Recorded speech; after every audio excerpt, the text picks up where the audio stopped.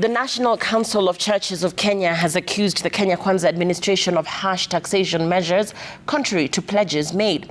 NCCK, in a strongly worded statement, accused President William Ruto's administration of failing to listen to the people, uphold the rule of law, cut down the rising cost of living and borrowing by the government, and called for the setting up of Social and Economic Council to address the country's economic challenges.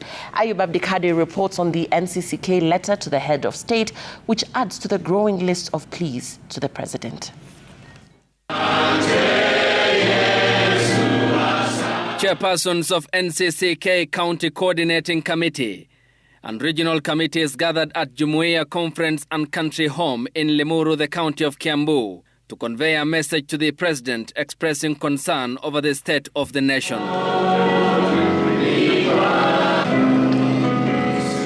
Recent pronouncements by the executive against the judiciary ranked among the main areas. The men of God seemingly disturbed by the pattern of calls to ignore court orders. The executive is progressively and visibly tearing down these boundaries, resulting in loss of confidence in the institution of governance. Your Excellency, we plead that you bring to an end the public attacks on the judiciary. Your Excellency, this is a very worrying state of affairs, and there is an urgent need for remedial action. The clergy appealed to the head of state to offer a listening ear to concerns over the high cost of living raised by Kenyans, terming the taxation measures introduced by the government punitive, citing the controversial housing tax and the Social Health Insurance Fund as pain points. The policies that he is implementing are hurting Kenyans. The policies he is implementing is causing an outcry of Kenyans from all walks of life. The people are saying their payslips have been raided in a way that has never been seen before.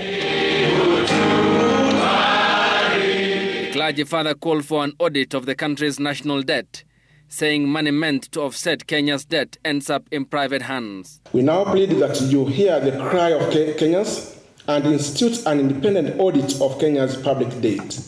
It is a point of justice to let Kenyans know what they are paying for and facilitate legal action against any persons who have been involved in any irregular processes. NCCK has called for reforms in the country's education and health sectors, adding that the state's privatization plan will subject taxpayers to untold suffering. At Kasarani, opposite is Sipe, on 17. NCCK is also calling for the establishment of a social and economic council to address the country's economic challenges.